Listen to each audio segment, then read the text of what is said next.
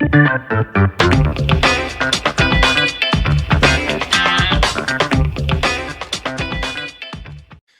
and welcome to another episode of the Real Estate Investing Club. I'm your host, Gabe Peterson, and this is the place investors go to gain actionable advice, learn about current market trends, and hear war stories from other professional investors out there in the field today. Before we get started, I have two quick housekeeping items for you. First, if you like this episode, we would very much appreciate a like, subscribe, and share. It is the best way to support the show and keep it running far into the future. Second, if you're a new investor looking to get started in real estate or an experienced investor looking to take your investing to the next level, I've created an ebook just for you that will cover how to find deals that are actually deals, how to finance those deals with little to no money down, and how to exit those deals for maximum value. On top of that, I throw in an insane amount of free bonuses that you'll have access to once you buy the ebook. All I charge is our admin costs to keep this show running. So if you're serious about real estate investing and want to create both active and passive income as an investor, head on over to the website at therealestateinvestingclub.com and click on the button that says get the ebook in the upper right-hand corner to grab yourself a copy.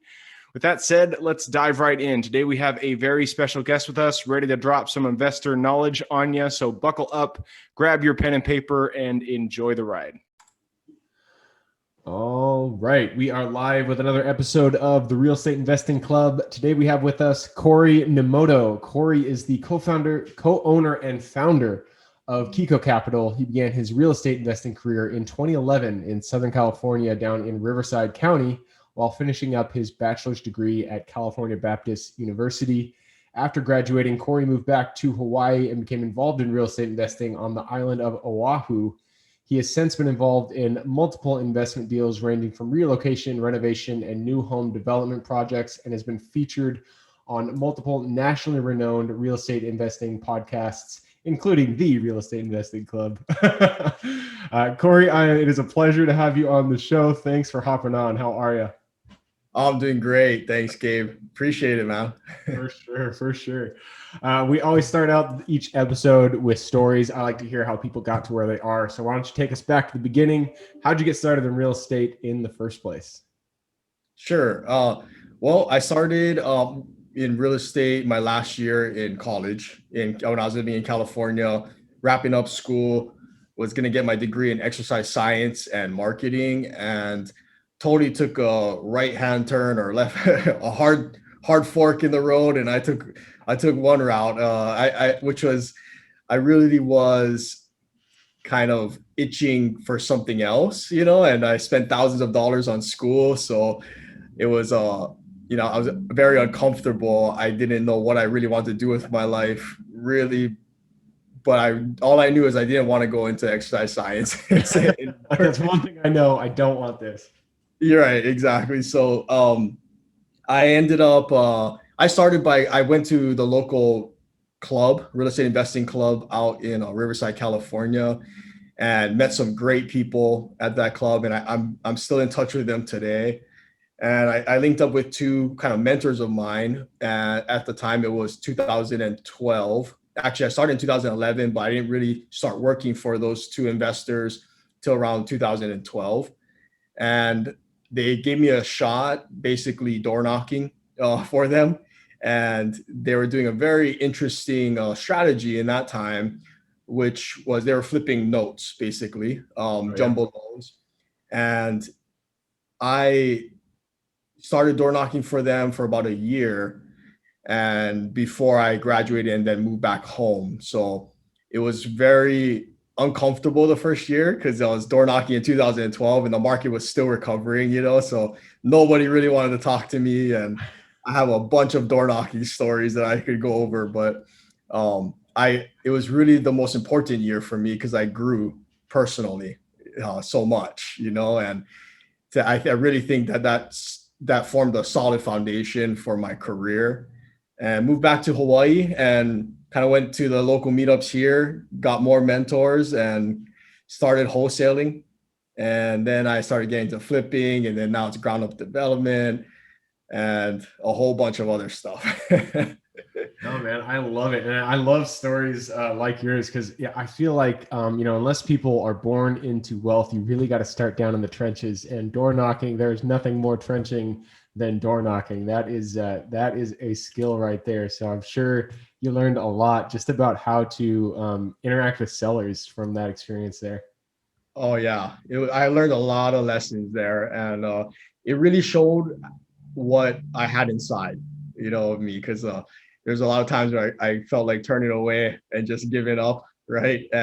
But I stuck with it, and I really felt that moment in my life was probably my biggest growth to this day. Yeah. For sure. The hardest time is definitely the biggest growth time. Were they giving you a bird dog fee for any deal that you found, or how did they structure that compensation? Yeah, so I was getting a bird dog fee, about $500 for every deal that they closed. So my job was to take a list and go knock on all those doors and the surrounding doors, and every deal that they closed, I would get kicked back $500. And at the time, as a broke college student, like that could cover my rent, for a month. So I was out there hustling, Yeah, I'm and sure you're yeah. looking at their numbers now and you're like, come on, guys, $500 per deal that closed. Back then, I was like $500. Oh yeah, I'll go knock doors, and but I must have knocked like close to 1,000. Oh I just man. every day. Like I think my biggest day was about 100 doors, and I was blasted. Like I remember one time, uh, this door I knocked, and it was like because I went the whole year, right? So during the summer in Riverside, it's hot. And so I knocked on a door, and this sweet lady came out, and she was like, I told her, what my little pitch, and she was saying like, "Do you want water?" I was like, "Yes, please." Like, I don't know, she must have saw it on my face, or like I'm sweating, and I started talking story with her for like an hour, and she didn't need our services, but it was just nice to know that somebody cared enough. They saw the This struggle. guy's not looking too good. Do you remember at all what was kind of your conversion rate when you were going around door knocking?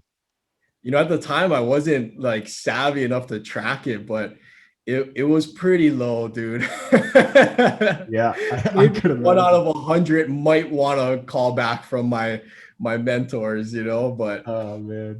but as I started to get used to, like, uh, like I didn't really have a script because I wanted to just come genuine, but I Mm, had talking points, yeah. so that once I started, after the first few weeks, I started to get my ground and get more comfortable, and kind of know which houses, or as soon as I know when to walk away and know when somebody really isn't in need of our services, so that was kind of the number one lesson too that I learned was in sales. You have to know too when somebody's not interested. You got to know when it's a dead lead, to move on and not really chase something that's not there.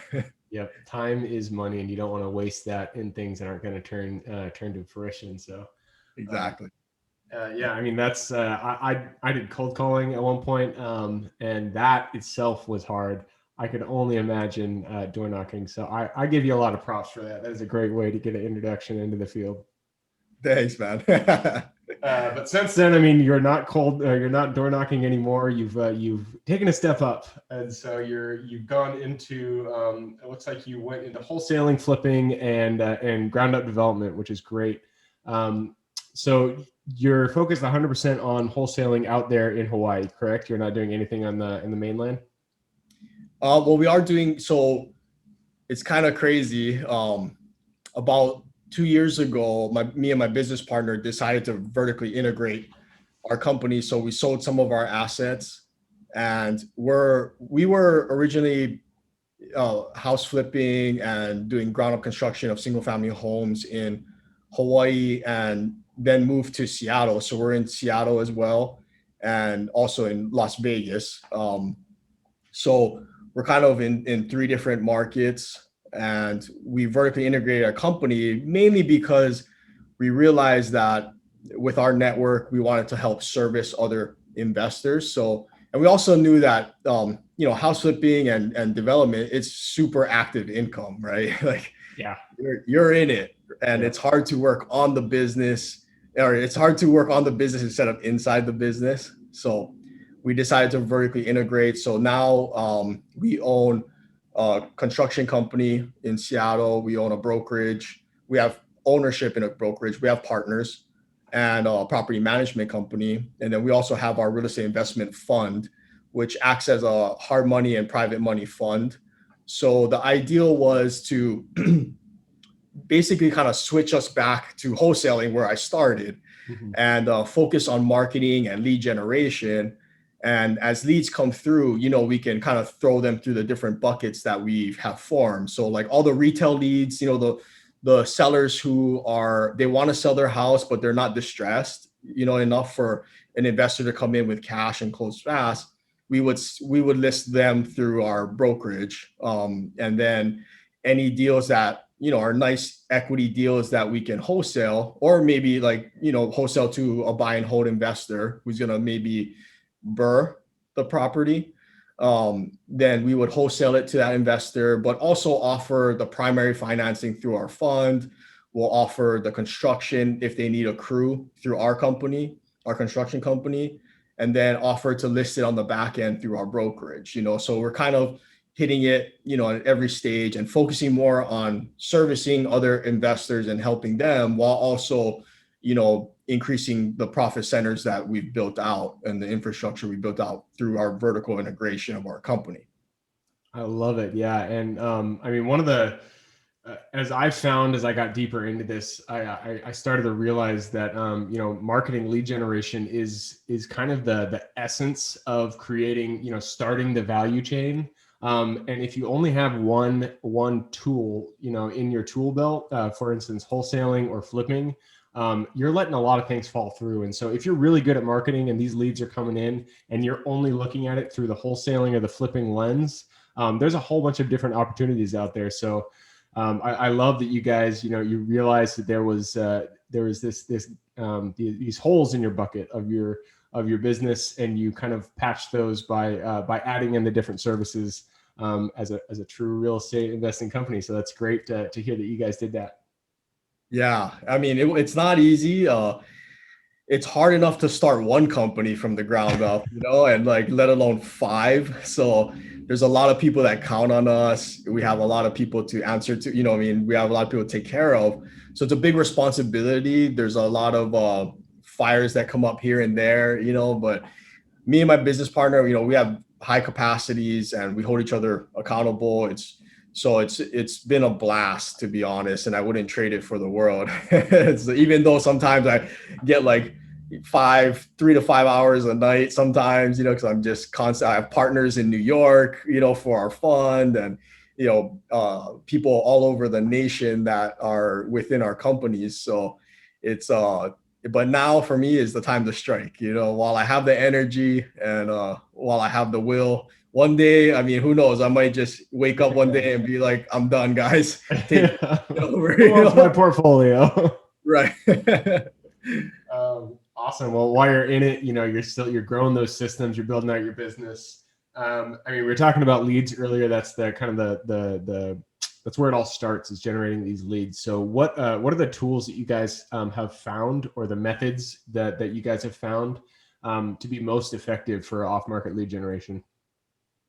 That's a great question. I honestly haven't had to market in a long time, Oh, because nice. mainly because of the network we've built throughout the years of building genuine and mutually beneficial relationships, and I feel it is the key to deal flow, is relationships in this business. And it really is, it's, I guess if there was a secret, like I'd say that that's the secret, and it's not really any secret to deal flow. But like a lot of the investors who are up and coming and they come to me for for help or something, I always try to tell them that the key to deal flow is building relationships and like giving value to other people. And it's hard for them to grasp, and I understand why, because it's not tangible. It's not like, I'm not saying go to this website, pull this list, use this postcard, use this yellow letter. It's not tangible, step by step information to get source deals. So it's hard for them to grasp sometimes, but I don't know how many times I have to say it in how many different ways, is that really the key to deal flow is building relationships with other people. Yeah. And because then when you have that, deals will come to you left and right, and your deal flow, you can't shut it off sometimes, so I haven't really had to market. I get leads from bird dogs or wholesalers or auntie down the road who knows what I do, or the mailman, so they come from all over. But I would say when you're first starting out, you have to work both channels, because you have to get the momentum going. So marketing is very important when you're first starting out. That's why whenever you see like the signs or something, the abandoned signs, it's probably a wholesaler who's trying to, get some deals in, or, direct mail. My tried and true was direct mail. Like, if I had to start all over again with no network, I would do direct mail. Basic, high equity absentee owners, out of state absentee owners is probably would be my go-to. I would usually pull a list with people who still have a mortgage. So they have equity, they've owned it maybe for 10 years or something, but they still have a balance on there. So there's people out there that have mortgages that it's starting to become a burden for them. And that's where we step in to help provide the solutions to people who are kind of in need of help quick, right? So I've found that if you do like a free and clear list, they're less motivated, because if you pull a list with people who still have, some sort of mortgage in there, maybe like they have an equity position of like 70%, then that might be, the list that I would target, out of state absentee owners. Perfect. I love it. Yeah. Direct mail is, when you're talking about OffMarket Legion, it is a tried and true strategy. We still do it today. So I love direct mail. And on the networking piece, the relationships, I totally get. I know what you're getting at, and I agree. It's really hard to understand the value because you're right. It's not something that just you do it and it happens. It's something that you have to do over and over again, and you don't see any results until a year or two down the road, and all of a sudden you're like, shit, now I'm getting leads. But you don't see results until you've put some effort into it, and that's what's difficult about networking. But I like that you said direct mail for OffMarket Legion, because that's a for sure tried and true method out there. Mm-hmm. So one question I have is why development? That when for investors, there's so many different things to do. A lot of people focus on flips. Development, I've never done it, to be honest, so I can't have an opinion, but I've considered it. I've had land deals come my way. I've had manufactured houses on single lots that I was like, this is probably a development deal. But I never pulled the trigger because it just seems like there's so much upfront that you need to get done. So why do you guys do development, and what keeps you in the game? Well, yeah, you nailed it right on the head. Like the development side, it's a whole different ball game, right? Especially in Hawaii, where it's very hard because the permitting process is it's long, and it's there in the city really doesn't have, they don't have it together yet. They're trying, they've been trying for like decades, but they're backed up in there. So I would say the reason why we got into development really is kind of just stumbled into it, just like how I stumbled into house flipping. Really, I wanted to just wholesale, to be honest, because it was less risk, less capital intense, and it was scalable, but after kind of learning from a few mentors of mine, I realized I was like, wow, they're making like 10 times as much, even though they have to, find the money and actually, execute on the project. I wanted to give it a shot, and we did. And, I realized it switched to more of a purpose-driven reason, because in Hawaii, we're notoriously low in inventory. Yeah. We're an island. Tiny island. Right. We're an island, so there's limited land already, right? So, and the price of living is so high out here because of that. Low supply and high demand, right? Everybody wants a piece of Hawaii. So we're a strong equity market, and strategies like house flipping and development is really what our market is suited for. So there's that reason. But also, like, I started to realize that for every project we take down, it creates a huge ripple effect, and it affects a lot of people. So I mean, every project that we do, we employ a lot of people, a lot of contractors. We give them business, and we might take like a house that's been sitting for 10 years vacant and just run down, and Hawaii's low in inventory. So that house is not serving the community, the local people of Hawaii. So we take the risk, we dump the money into that project to renovate it, right, and put it back on the market, back into circulation. It's just one more house, but if we do it enough times, and if we help other investors do it enough times, we can make an impact. And even if it's just one project, we make a huge impact, because I mean, there's a lot of people that benefit from every project that we do, from contractors, roofers, plumbers, electricians, even stagers and photographers, title agents, realtors, like landscapers, termite inspectors. I could go on. The list goes on. I could go on. Like, there's so many vendors and people that kind of follow our lead every time we do a project. So there's a lot of people, when you think about it that way, one project has a huge economic impact on the local communities. So, and I love telling that story, because that really is why we do it, because the money's great. I mean, don't get me wrong, we can make north of 6 figures per deal because we're in a strong equity market, but yeah, it is a lot of hassle, but it's worth it, right? And so when we started to get into development, I realized that it's an even greater impact, because we can build 6 houses, 6 to 8, like maybe anywhere from 4 to 8 houses at a time. And, in neighborhoods that are in desperate need of inventory.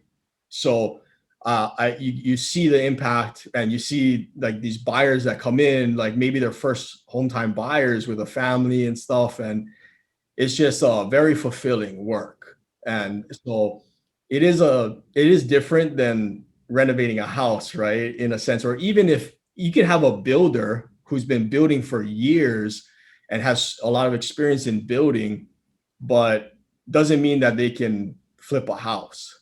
Yeah. Because you have to pivot a lot when you flip houses. Sometimes you tear open the walls and you're like, oh no, I got to replace all the electric, the plumbing's shot, we got to change everything out. And some builders who are just used to building ground up construction, they're not used to pivoting, Yeah, they got their plan, they're going forward. Right. So even in that sense, sometimes like the crew has to be different. But for us in development, like you said, the heavy lifting is done on the front end, because once you get through all the entitlements and the permitting and all the infrastructure planning, then basically the guys just follow the plan, right? So all the hard work is kind of done in the background on the front end. Once that's done, then you start seeing houses come up, boom, boom, boom, boom, and then things start moving quickly, right? So and development is definitely a space that I learned through a mentor of mine, and I'm so glad I didn't just jump in trying to figure it out myself, because it can be risky. It's a lot riskier when you buy a piece of dirt, and like kind of figure out like, okay, how do I get a house here? And crossing your fingers. Right. And I have a lot more respect for like when you see some of these big condo buildings go up, and because there's so much planning and just the infrastructure that has to go in from, for wastewater and electric. There's so much work that the developers take on so much risk, and, they don't see profits, or they don't see a return till, when it's done. And a big project like that could take years, right? Years of planning and then years of execution.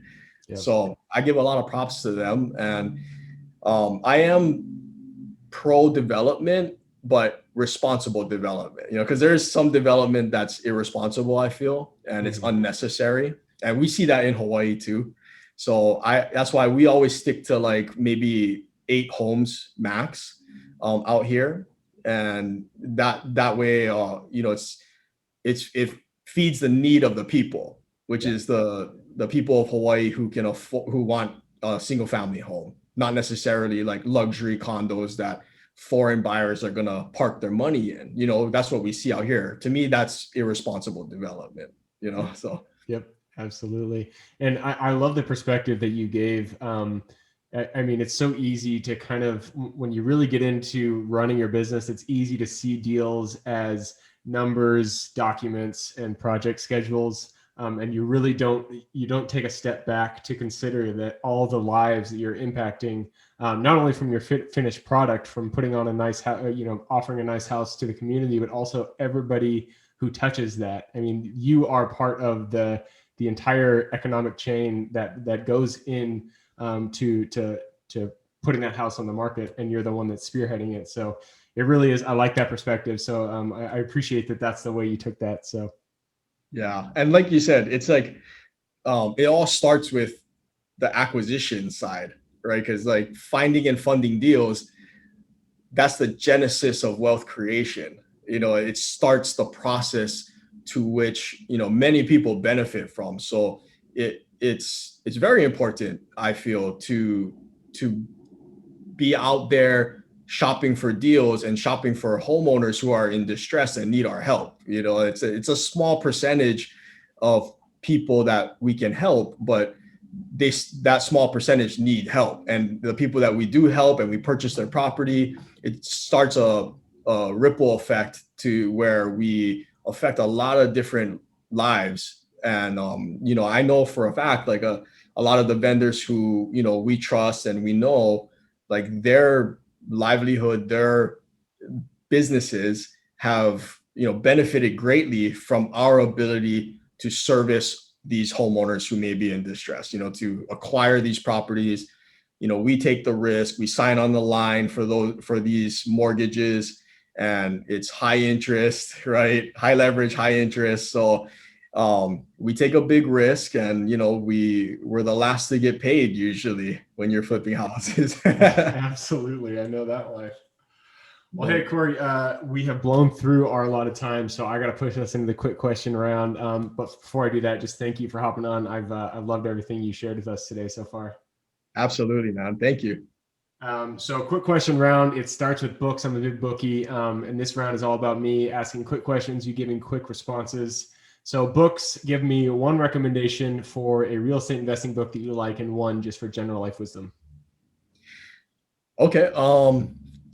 Well, actually, my two kind of books that I recommend. One, the real estate one, I would say is Jay Scott's book on flipping houses. Oh, yeah. I read his book, the first version that came out, and I got a lot out of it because it was very tangible, yeah. So, and I think they've had different versions come out since then. So I haven't seen the newest one, but I'm sure it's awesome. So like that was a great book for me. And the Go Giver, I'd say is my second one. Just because that's how I always felt that we could do business, is that you can do great business by giving first, and not thinking about yourself, giving value. I honestly feel that is the number one key of myself, like my success and my partner's success, is that we put people over profits all the time. And we always try to give value without any expectation of getting anything back in return. And I think that's the reason why we have such a strong deal flow, why we have a lot of people who trust in us and want to give us their money to use as private lenders. And so that really was the key. It does take time to build relationships, but if you take everything from the abundant mindset and being a go giver out there, then I really feel like that your business will explode no matter what industry you're in. So the Go Giver was a huge book for me. and it's an easy read. There's a lot of great lessons in that book that carry, like, I live by that book, and it's one of those that has really changed my life, alongside Rich Dad Poor Dad. Yeah, Like that. of course. Real estate. That's what started it off for me. So The Go-Giver and then Jay Scott's book. I forget the actual name of it, but that was a good one. Both great recommendations. Next question is about habits. Habits form the foundation of our life. So if you could point to one habit that you feel that has kind of contributed the most to your success today, what would that be? Well, I'm still working on that. I'm still working on creating structure and habits. But I would say for me is, if I and I'm not the greatest yet at it, but time blocking for me is really important to where I can map out my day and live and die by my Google Calendar. If that ever goes down, or if they ever shut that down overnight, then there's going to be a lot of anxiety in my life. Awesome. Time blocking. That is a super useful skill. Next one is an opportunity for you to brag. So, flex your muscles here. What are you absolutely kick-ass at? What's your superpower? Man, honestly, my superpower, I feel, is connecting and building relationships. That is my superpower. Because honestly, I had a person ask me one time, like, what do you do day to day? Like, what do you do? And it stumped me the first time, to be honest. I was like, what do I do? Talk to a lot of people. Yeah, I don't swing the hammer. It's not my money that I put in. I'm not really managing my projects in the field every day anymore, because, I have a project manager now for that.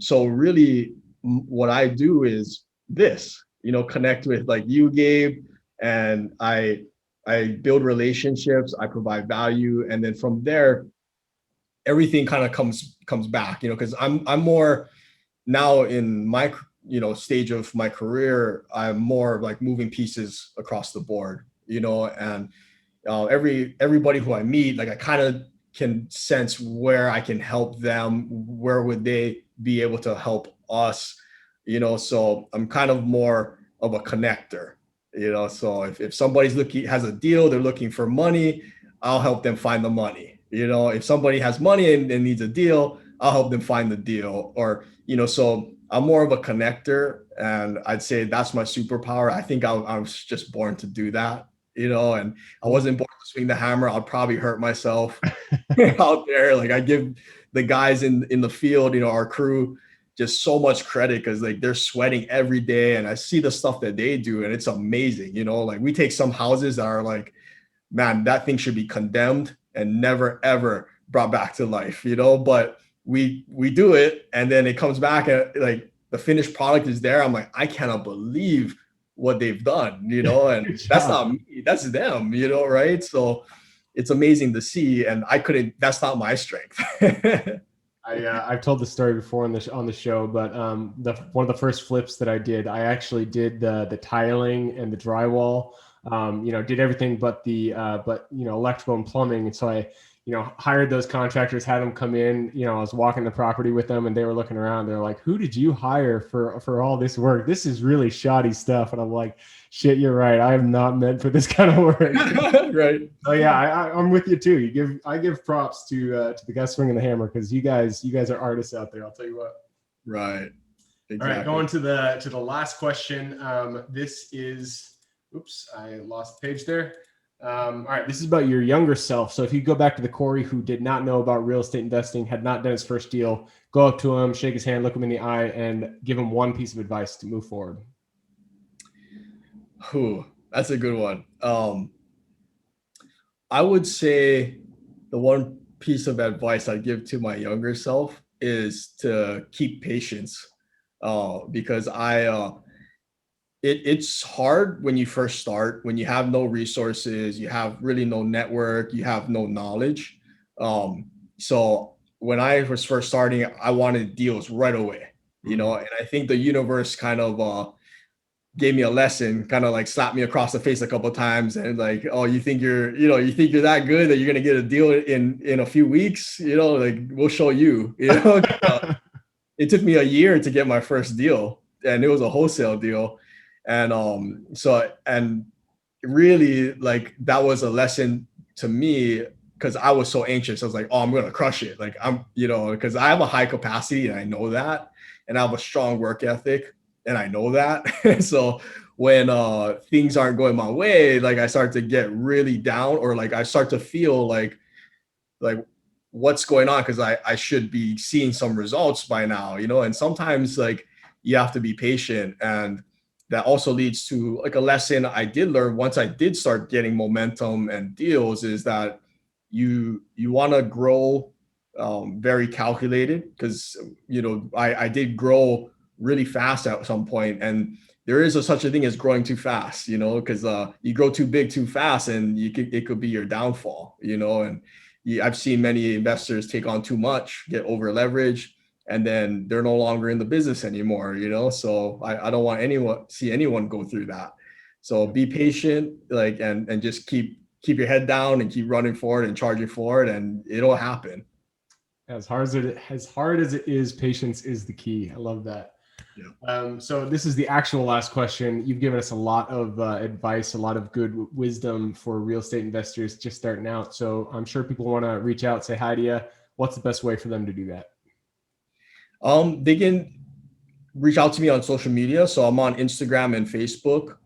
My handle is just at Cory, Cory .Nemoto. That's Nemoto.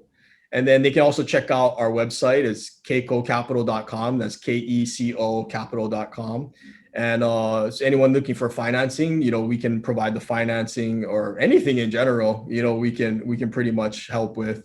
And I like social media because I can just post, the latest things that we're doing. And people who are following us, some of them are investors of ours. They've invested a lot of money with us, and they get their updates just by following me on social media, to be honest. We do some crazy stuff too. So, and we have a lot of fun. So I like to think that it's pretty interesting, that what we do. And because it's a journey that I'm on, and hopefully one day I can settle down, but I don't know if I'll ever retire, bro. I love it too much. It fulfills me so much. And I love what I do. I'm with you there. Shoot, I forgot the website that you just gave me, but I'm gonna get it from Cory. So if you guys want to reach out and get in contact with him, all you have to do is just click the more in the description right under this episode. It'll pop down the full description, and in there will be Cory's URL. So just click through, say hi to him. They can offer financing, and sounds like pretty much anything else. So reach out, say hi to Cory, and that's it. So Cory, thank you again for hopping on the show. Absolutely, Gabe. Thank you so much for taking the time and having me on. Really appreciate it. Absolutely. For everybody who's here with us today, thank you guys for showing up. You are the reason that we do this, so we appreciate having you here. Again, the best way to support the show, just to subscribe, like, share this episode with your friends and family. Other than that, I hope you guys have an absolutely kick-ass week. Keep rocking it in real estate, and I look forward to seeing you on the next episode. Thank you for joining us for another episode of the Real Estate Investing Club. I hope you guys enjoyed the episode as much as I enjoyed putting it on, and we're able to pull some actionable advice that you can apply in your own investing today in the field.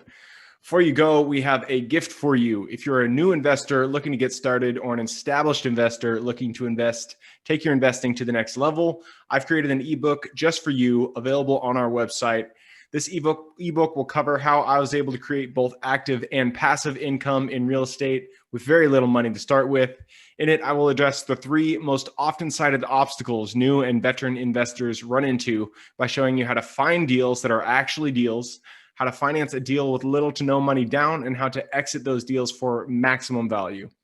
And if you get the ebook today, I am throwing in a bundle of bonuses, 7 of them to be exact.